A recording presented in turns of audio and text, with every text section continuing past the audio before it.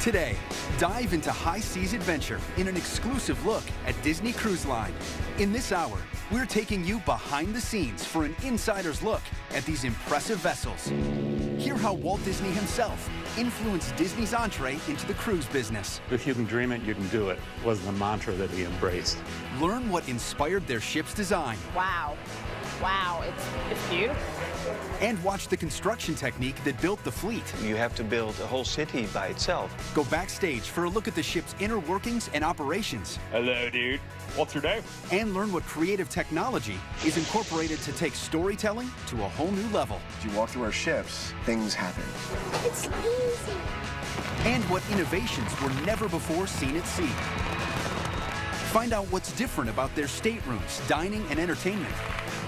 And how they designed the first water coaster that actually extends over the ocean.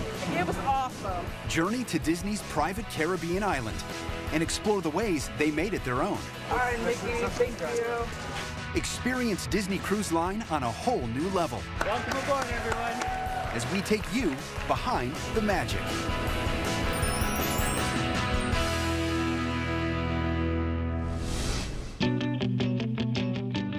Should be something built, some kind of an amusement enterprise built where the parents and the children could have fun together.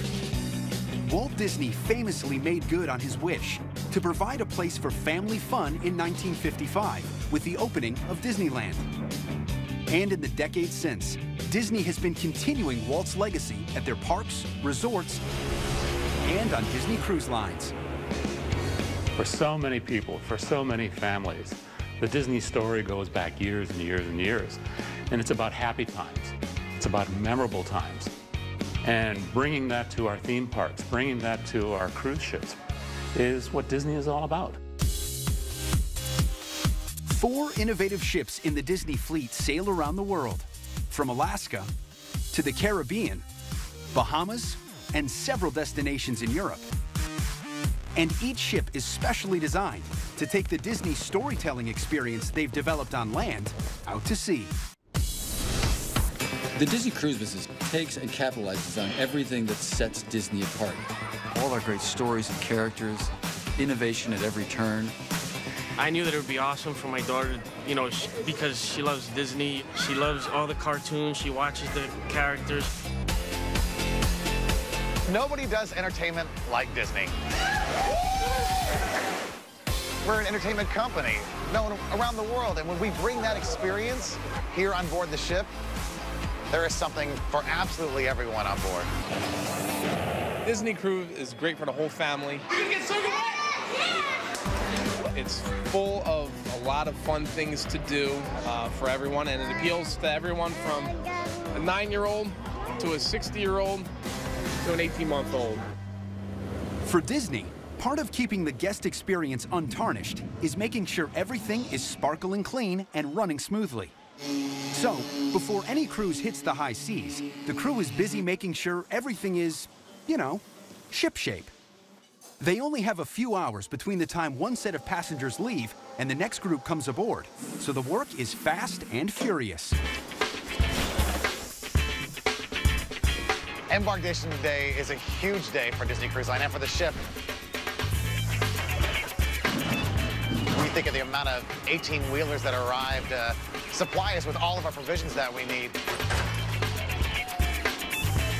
We'll clean 10,000 towels on this day, over 5,000 sheets, 1,200 duvets that all get cleaned, folded, and pressed for our guests, and not to mention the hundreds of gallons of ice cream that come on board. A huge amount of supplies to embark all of our guests and make them comfortable throughout the course of their voyage.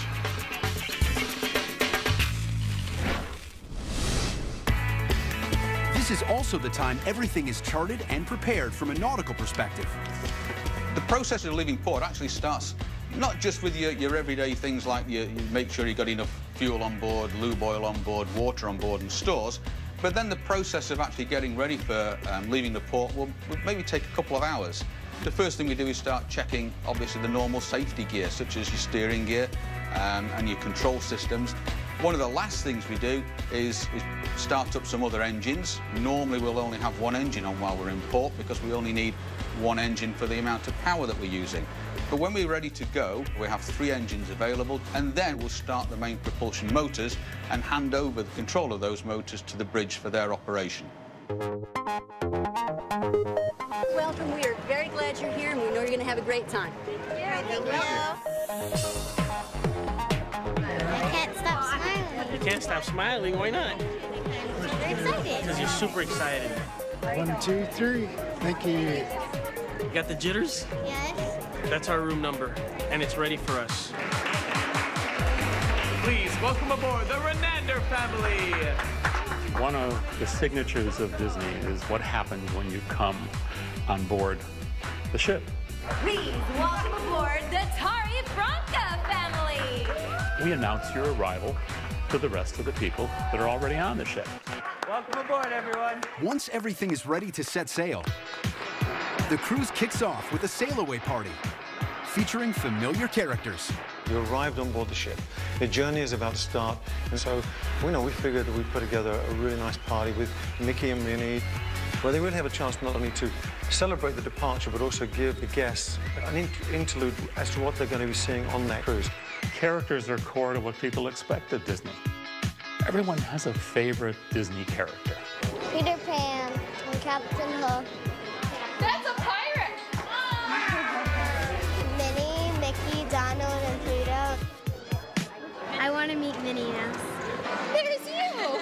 Do you want her to sign it again? Yes. When you take a look at the character interactions on board our ships, we pay great attention to those. It's our industrial engineers taking a look at what's the right timing, what's the right staffing, how do we make this line go in a fashion that is efficient and moves quickly. That's the technical side of characters. There's also the side of the characters that touches the heart. Those memories just endure. They just endure. And as the ship sets sail, the journey begins in more ways than one. As we were designing the spaces, we knew that we had a captain's audience for 3 to 5 days and possibly even 7. And we wanted to create a level of detail for each day that the guests traveled throughout the ship, that there was a sense of discovery and they always noticed something new throughout their stay. And we're taking that journey of discovery, uncovering those details specifically developed for this fleet. Coming up, travel back in time to find out how passion for the sea was rooted in Walt Disney himself and how the Disney cruise business was born. We see it in our theme parks, but it didn't exist at sea. Hear the story behind the ship's design, inside and out. And watch as the first ship in the Disney Cruise Line fleet, the Disney Magic, comes together. America. When Walt Disney created his legendary mouse, he unknowingly founded a giant that would last generations. And it's all rooted in a simple premise. If you can dream it, you can do it, was the mantra that he absolutely embraced. He had a vision of what he wanted to accomplish, and he went after it. Walt loved the excitement and romance of nautical adventures, even spending his honeymoon at sea. So he incorporated that lore into several of his productions. In fact, Life Offshore was the basis of Mickey's first sound film, Steamboat Willie. So it makes sense that Disney eventually extended to cruise ships. And because they understand the operations behind accommodating millions of families in their resorts, they went after that niche where they had plenty of experience. When you enter the cruise line industry as we didn't want to be the same as the other cruise lines because we need to distinguish ourselves. Hello, dude. So we started brainstorming and said, what do we want to be when we grow up? And what we want to be is a family cruise line. Family cruising did not exist at the point in time that we entered in this business. And so creating that experience was something that was a clear opportunity.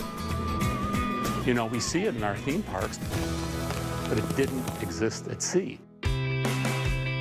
Once the business concept was a go, the first task was to tackle the look of the fleet, a very important step since Disney is rooted in imagery. There were some interesting ideas that were thrown out there, some as crazy and wacky as a floating island, a floating amusement park.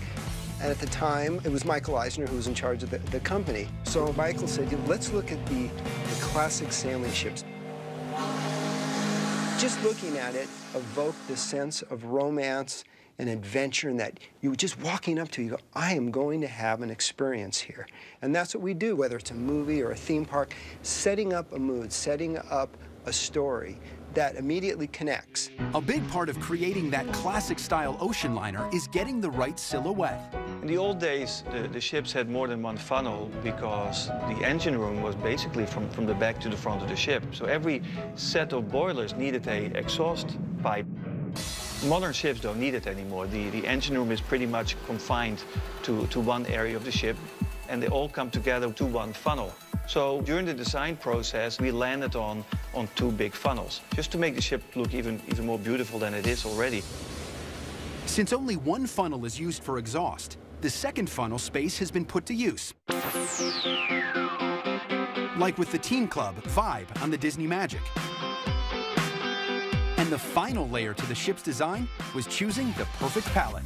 The primary, big, kind of subliminal, but really in your face when you look at it, are the Mickey colors. We actually created a color for the hull of the ship.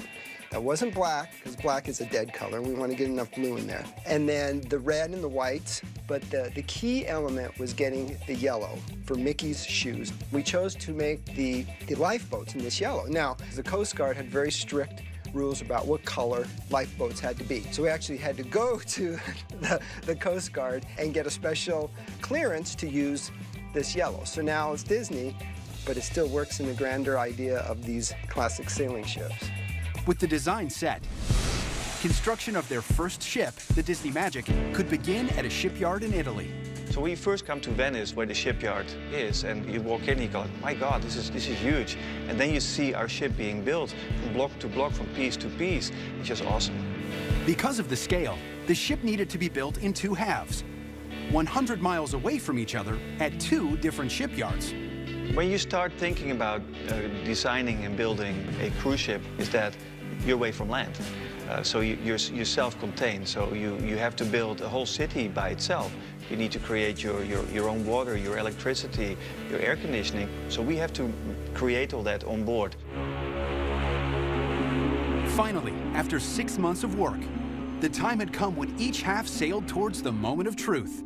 Would they fit perfectly together to create one seamless vessel? When you see them come together, it's a nerve-wracking moment. It's not only just the steel, but imagine all the beams, the pipes, the air conditioning ducting, and then the cabins that have to perfectly match. And it came closer and closer and closer and closer. And then we're like, okay, well, will it fit, will it fit, will it fit? And then when it came together, it was millimeters, tenths of inches. It was perfect. Then the guys came in, started welding it together, and they became the Disney Magic. Once the shells came together, all the creative ways to immerse the guests into the world of Disney could be added inside, which is the job of the Imagineers. The Walt Disney Imagineering is kind of like three groups of people. You have our creative department, which takes these wonderful blue sky ideas. Then you have our facility group, who starts to build it. And the show group, who actually takes and adds the lighting and the life to that big facility to create this big entertainment environment. And in the case of bringing creative ideas to a cruise ship, there are specific things to consider. We obviously try to use a lot of our parks as inspiration, but obviously the ship is only so large. So it's always a continuous challenge to try and bring as much entertainment and fun to our guests inside of the ship. I could fill up a room to the top of the ceiling with just drawings, mock-ups. And working with the shipyard was very interesting because we are an entertainment company, and taking that and putting it on a ship is something that they had never done before. A lot of things that were very new to the cruise industry. In July 1998, the Disney Magic took its maiden voyage. And shortly thereafter, its sister, the Disney Wonder, was built. But the Imagineers' work is never done. Part of Disney's success is their ability to continually evolve. So in 2011 and 2012, the Disney Dream and her sister, the Disney Fantasy, set sail. entertaining up to 4,000 guests with a new set of bells and whistles. We've had great success with Disney Cruise Line since it was originally launched. And with that success, it only became natural that we would continue to look at how we could write the next chapter of this business. And the dream and the fantasy are the perfect next chapter. The dream and fantasy stand 14 decks high and are longer than the Eiffel Tower is tall. And coming up, we're exploring what goes into these 130,000-ton ships, from the ship layout to inside the engine room. Discover the cool technology that takes it all to a new level. We provide the power for the bridge to operate. And what innovations were firsts in the cruise business. We wanted to do something different that no one else could do. All as we head toward an island Disney calls its own. Science.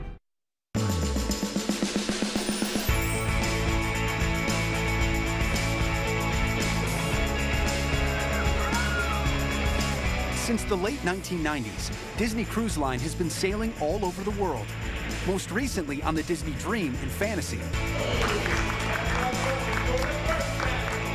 As guests come on board, they enter the atrium, which spans 3 decks. So much of what makes Disney great is a timeless quality. So we chose 2 design idioms, Art Deco and Art Nouveau. We wanted the atrium to be a grand space, but not an intimidating space, to make you go in and say, hey, this is going to be something special. Wow. Wow, it's beautiful. I was not really sure what a Disney cruise would entail, and I love luxury hotel properties, and it has that feel.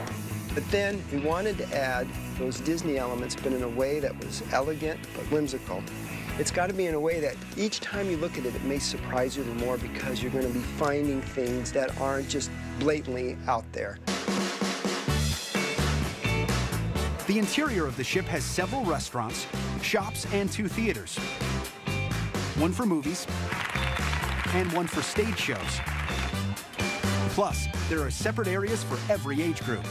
The nice thing about our ships is that they're really built with every member of the family in mind. So we don't build ships for little kids. We build ships for the whole family. Since serving families is a Disney priority, something had to be done about traditionally cramped staterooms. The solution? Making the rooms larger and filling them with features unheard of in the cruise business, like raised beds for extra storage beneath.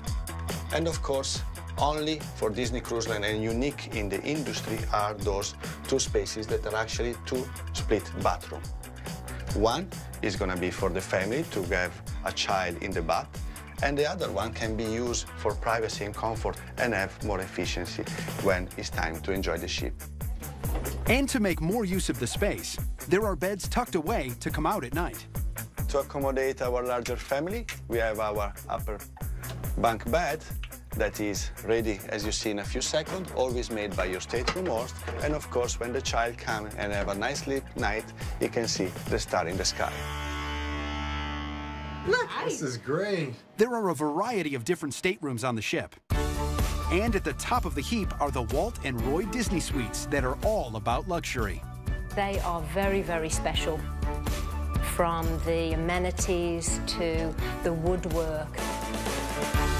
They have their own private deck and just beautifully appointed that just gives that air of elegance to the guests that are staying in those special places. There is one more stateroom innovation that addresses the challenge Disney faced with the windowless interior rooms. The concept for magic portholes came out of a simple question that somebody had in a meeting. We said, gee, why don't we pipe video into the inside stateroom and frame it as a porthole, and you can see outside. But we wanted to do something different that no one else could do, which is let's blend our Disney characters in with that image. Magical characters can also be found on the walls. Disney celebrates its animation roots by featuring unique Disney art around the ships. And some may take you by surprise.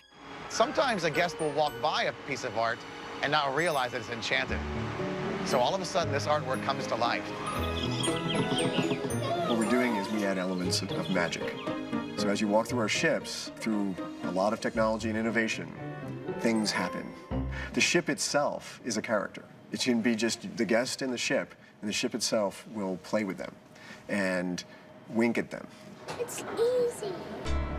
While technology helps to keep guests entertained, it also plays a big role in smooth sailing. The bridge is the command center of the ship, so all safety, security functions, as well as navigation, is handled from the bridge. Right now we are on the bridge wing, as we call it, and as you can see, the reason why we call it a wing is because it sticks out from the side of the ship. The reason why we have this is so we can see the flat side of the ship when we are docking. We're the third longest ship in the cruise industry today, and we're also very large, so it is quite a challenge to maneuver the ship, although she maneuvers extremely well.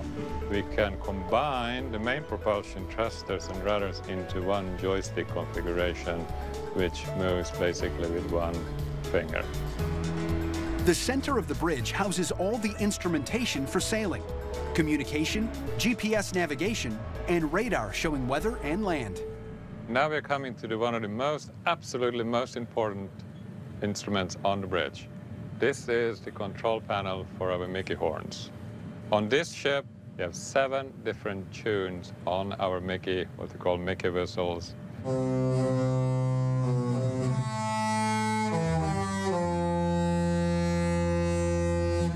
And this all works in conjunction with the engine room at the bottom of the ship. We provide the power and we provide the machinery for the bridge to operate. We have 2 main propulsion propellers, and then, of course, we have 5 thruster propellers. The propellers we have on Disney Dream, they're about 20 tons each, and they're somewhere in the region of about 18 feet in diameter. One of the things that we're obviously concerned more about than anything else is the comfort of our guests. The stability of the ship is obviously absolutely crucial. We have what they call active fin stabilizers, and when we get to sea, they actually swing out and then start to operate. So any movement of the ship is then corrected. They're generally regarded as reducing the roll of the ship through sea by about 90 degrees. While ships have gone incredibly high-tech, it still takes manpower to bring all the operations together. The entire crew, we have almost 1,500 crew members from about 62 different nations. Every single crew member is a very important person. We're all connected, and we all need to work together. Plenty needs to happen behind the scenes for the crew to accommodate thousands of guests, which includes keeping them fed. Coming up, see how the galley keeps up and find out what dining feature is the first of its kind. I'm going to be your server until the end of the cruise. And explore the ways Disney put their touch on entertainment for both kids and adults. Hello, dude.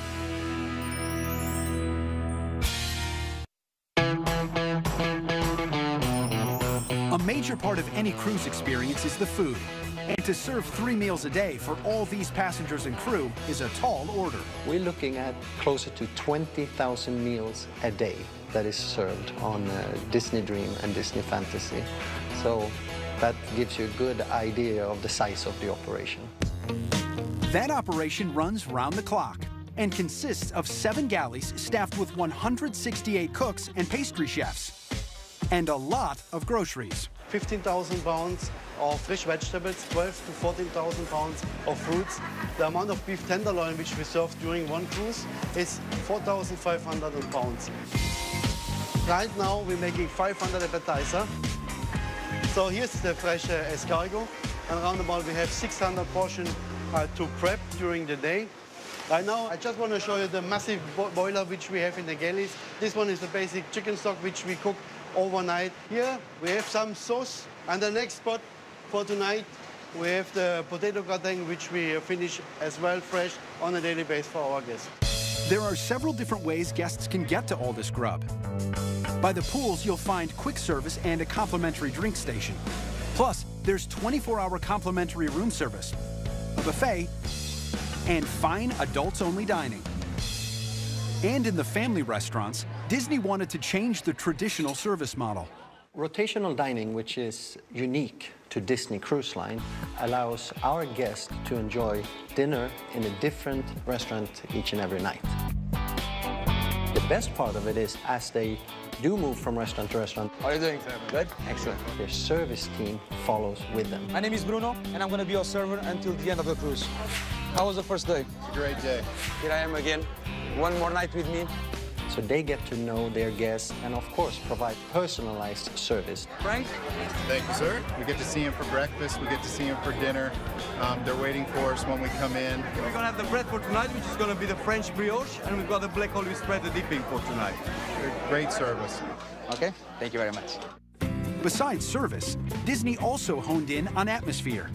Thanks to the Imagineers, each of the family restaurants has a storyline. They're very immersive, take you to a wonderful place, and the whole experience is one that feels like a fantasy come to life. Animator's Palette is our signature restaurant on the ships. This is all about animation, and this is the core of the Disney experience. On the Disney Magic and Wonder, Animator's Palette starts in black and white, but throughout dinner comes to life in full color. And on the Disney Dream and Fantasy, there's something called Undersea Magic, featuring Crush from Finding Nemo. Totally awesome. We took an entertainment system we had developed for the park for a much smaller group, and we said, okay, what can we do in a 700-seat restaurant? You know, how can we have Crush come and visit you, and how can we have a lot of that interaction? Hello, dude. What's your name? The big challenge is that they serve food in a restaurant, and so the show cannot get in the way. So we spent a good 2 years working out the choreography. Where are you from, dude? Atlanta. Atlanta? All the way from the Georgia. Totally awesome. On the Disney Fantasy, this restaurant added one more animation feature. Guests can draw on a special placemat and watch their creation come to life. It actually can dance, it moves around, it walks. Making mealtime fun is all part of the onboard entertainment. And when it comes to the rest of the ship, Disney is specific about their approach. So when Disney Cruise Line went into cruising, it was really important for them to find a way to really provide an experience for the entire family. Entertainment, activities and spaces around the ship that catered for the adults, for the children, but also for the family. Disney offers one of the most extensive dedicated kids programs in the cruise business, with distinct spaces for toddlers, kids, tweens, and teens. We had to bring in all the architects that were assigned to designing the kids' spaces. And then we go through the whole design process. That's when we start getting into details and drawings. And an amazing tool that we always use is 3D rendering, so we can make sure that everything looks right, really create that story. Part of making it feel right was lowering the ceilings to make kids feel taller and immersing them in the stories they know and love. We really wanted to bring them into the environments and let them play with their favorite characters, so they felt engaged and they felt part of the story. Exploring innovative technology was another big part of the design process. We created a lot of new technology on the ship, things that didn't exist before. We have the Magic Play Floor, and this was something that we developed completely in-house. It's a big interactive floor. We have Lilo and Stitch that come to visit in the kids' clubs through this big 103-inch monitor. My favorite thing was there's this simulator where you can choose a boat and you can like drive it out of the dock and drive it to your location, and it's cool. And Disney hasn't forgotten about the adults. While the kids are having fun, they can retreat to the spa for tranquil relaxation or live it up at several different bars and nightclubs, ranging from sports pubs to dance floors. I proposed to my soon-to-be new wife here, and after we proposed, we went to a nightclub here on the ship. So much fun for adults. And even though these spaces are meant for grown-ups, the Imagineers still added their creative touch. Every detail is important. We spare no expense. We look at everything from the door hardware to the wall finishes to the carpet on the floor. Just try and weave the story together throughout the entire space. Pink was inspired by this whole notion of the elephant in Fantasia. We wanted to create a small, intimate setting that is inspired by the opening of champagne bottles. And these are all these 350 hand-blown glass bubbles out of Murano, Italy. If you're sitting at the Skyline Lounge Bar, we've created this sort of panoramic view of a great skyline like Chicago. The music would change and then another city would show up. Maybe it's New York. And then we took it a step further and we created a drink menu that was inspired by each one of those cities. And then we had what we call enchanted artwork, which changed with the music in the different cities. One area for the whole family is the pool. Coming up, take a tour of the decks and take a ride on the only water coaster at sea. It's just an amazing engineering feat. Learn the story of its creation and what makes it so unique. Right now we're on the Walt Disney Theater stage. Plus, go behind the scenes to get the inside scoop on their stage shows. Then see what thrilling feature was the first of its kind. Discovery. Sailing in warm weather means time to hang out on deck at the pool. On Disney Cruise Line, the decks extend the length of the ship. And as you travel around, you'll see they're essentially laid out in zones. Disney wanted to have multiple water areas serving specific needs rather than just one big pool. So there's the kid pool with a water slide and a splash of Mickey. An adult pool that's all about quiet relaxation. And a private pool deck for teens. I have 19 people on the cruise with me right now, and so it's definitely good to escape and come here. Plus, there's a family pool where everyone can watch their favorite Disney films on a larger-than-life screen. Our funnel vision we have on all of our ships. It's 35 meters wide, 25 meters high.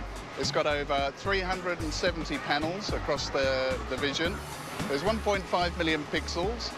Our guests enjoy watching the funnel vision day or night. It's got a fantastic screen, a great image, and they can view it from very close up and very far away. But the crown jewel on the top deck is the only water coaster found at sea. The best thing about the cruise is the slide. I really want to go on the water slide. We are so trying the water slide. The aqueduct is 2.5 football fields long and 4.5 stories high. 10,000 gallons of water per minute jet through the slide, which at one point sails 12 feet over the side of the ship. Look down at that point to see the ocean 150 feet below. What happened in this design process is at first we were going to do a lazy river built into the deck of the ship, but we found that it was taking a lot of walking space, and there was a lot of technical challenges, because we don't have ground to dig in. So we said, why don't we elevate that? Literally, the architects and engineers took golf tees and they placed them around the ship, and then they took some clear tubing and they taped it to those pieces of golf tees until they made this basic path of the ship. And of course, Disney, wanting to plus everything up, the first thing is, well, what can we do to make it thrilling? Why don't we make it go over the side of the ship? So immediately somebody twisted that tubing and made a loop, partially hanging over the side of the ship. To me, this is probably one of the best things. I was waving like, hey! It was great, especially the part where you get over the side and the momentum starts to build on the slide. It was so much fun. It was awesome. Building the aqueduct on land would have been a pretty easy experience, but on a ship, it's not as stable as one might think. It's actually very dynamic, and the larger the ship is, the more that ship will have slight torsion or twisting movements, and what they call hogging and sagging, where the ship actually raises and lowers. And then, of course, being made out of metal, it also expands and contracts depending on the temperature. The vibration of the engines on a ship create natural frequencies that we have to build structures to withstand those frequencies. So we had to take all these things into consideration. And of course, balancing that load, because all of this stuff's way high up in the ship, so it raises the center of gravity. It's just amazing engineering feat. As you may expect from Disney, movies are a featured attraction on board. And being tied to a studio has its benefits. They're the first to show onboard movies in digital 3D, and the only cruise line where films premiere the same day they come out in theaters. And the stage is in full swing with live Broadway-style performances. These theaters are truly remarkable because from a decor perspective, they really are luxurious venues that you might find in the West End of London or on Broadway in New York, but behind the beautiful facades, they're absolutely state-of-the-art. That's what I'm talking about. Before any production hits the stage, they go through 2.5 years of development. We live by this philosophy of there's no experience too small not to be exciting. And so whatever it is we create, we're obsessed with the story that it's trying to tell. We're obsessed with the detail within the story. And I think that's kind of what sets us apart from anybody else. 90% of the success of our endeavors is just the casting of the creative team. And what that means is always having an eye out for some of the best talent in the industry. We go to Toronto, where we have a rehearsal studio, and we have a complete cast up there who rehearses it, and then we deliver it to the ship. We have the unique challenge of having, a singular cast who are performing up to 5 repertory shows at any given time. And one of the most important things I think you have to remember about the ship is that every day we're performing a major stage show at least twice a day, and then the crew are flipping over the set every night so that the next day we can have another experience with our stage shows. And that's remarkable how it is such an incredible machine. Right now we're on the Walt Disney Theater stage. If we walk around, you can kind of see in the wings that there's not a whole lot of space. So we put set pieces everywhere that we can to make it all fit. Below us in the trap room, or up in the air, or in our scene dock at the back of the stage. And you can see on the floor we have all these tracks that keep everything secured. Since we're on a ship and the theater moves, we have to keep the stuff either knifed into the floor or pinned down so that it doesn't take off on us while we're performing the show. Another bit of stage magic happens on deck, when the pools close up to make space on deck for the pirate party, where guests really get into the Buccaneer spirit. And the show culminates with an explosive finale. We're very proud to have, and have been for many years, the only company to have fireworks at sea. It took a lot of work because obviously safety is paramount for us at sea. Also to have the right controls in place, and we got permission from the right regulatory boards to have it. We shoot all food-based products, so it goes into the ocean. It can be ate by the fish, so there's nothing left over, no residual. So it's completely environmentally friendly. We have almost 200 shots during the show. It's loaded first thing in the morning. We've made sure the ship's in the correct location, the wind's blowing in the right direction before we fire any of the fireworks up on deck. If all this takes place while sailing in the Caribbean, one of the stops is Disney's 1,000-acre Bahamian island, Castaway Cay. Coming up, go ashore to see what there is to discover there, on the beach and out in the water. Check out all the ways Disney has added their signature touch in paradise, and discover what's special about just stepping off the ship.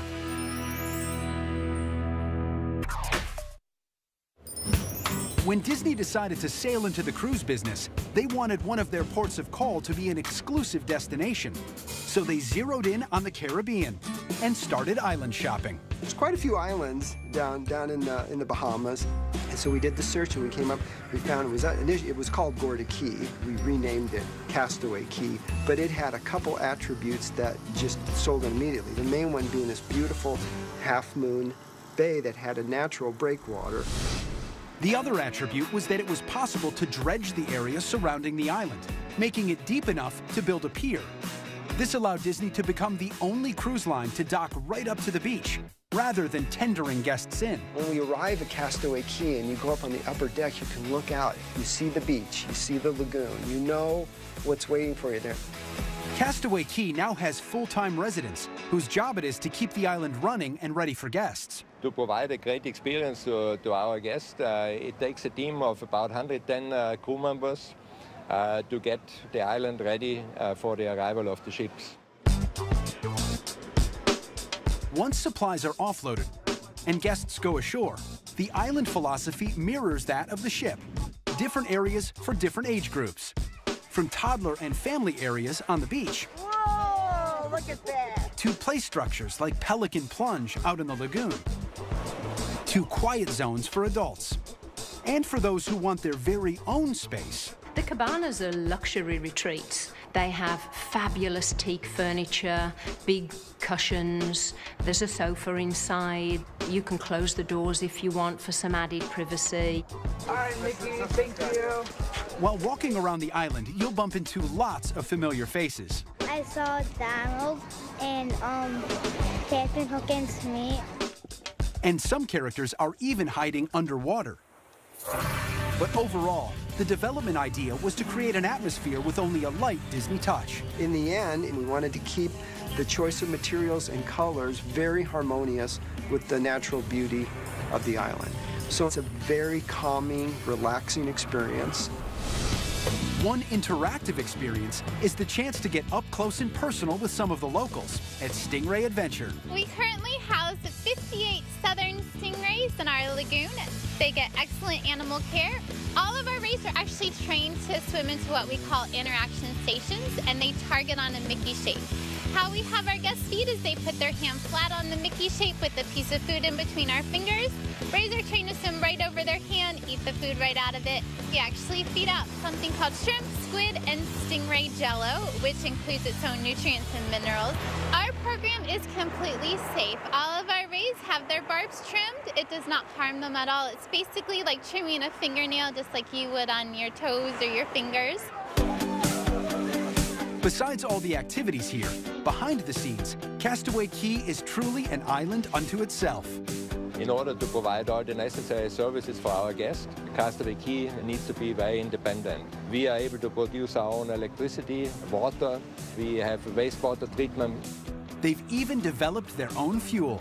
Gunter, our island director, created this special biofuel where we take the oils from the ship and we actually combine them to run ag vehicles. And since this is part of the Bahamas, the island is able to have a government-run post office for postcards. There is a postage mark that actually says Castaway Cay on it, so when your friends and family receive the postcard, you get a little piece of paradise right to your front door.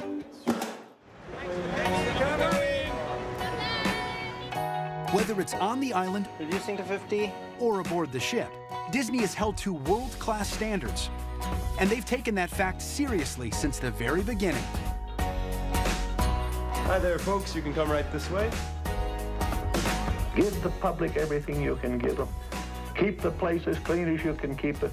Keep it friendly. Make it a real fun place to be. We've trained a great cast, an enthusiastic cast that loves being in this business, loves being on these ships, and our guests, when they come on board, notice that right away. How you doing? Good. Did you see Mickey's Pirates Party? Yeah. Was it super fun? It's so fun on the cruise. This is our 10th Disney cruise, and it's easy to summarize that Disney knows how to do it, and they know how to do it right. There's nothing that you ask for that they won't figure out a way how to make you happy. We have friendships with crew. You become family. Have a good afternoon now. You as well. Bye. While Disney Cruise Line continues to sail the seas, part of the Disney philosophy is to always keep looking beyond the horizon. Always evolving, always developing. Frankly, we call it always dreaming. Always asking ourselves, how can we move forward? How can we make it better? We believe that what we do today can be done better in the future. So you always seek to improve. So in the case of Disney Cruise Line, you say to yourself, what can I do on board my ships to keep them fresh, to keep them evolving? One of the attributes of Imagineering and the Walt Disney Company is that we're always thinking about what's the next great thing. You know, what's that neat technology? What's that great story? How are we going to take those and absolutely surprise and delight our guests?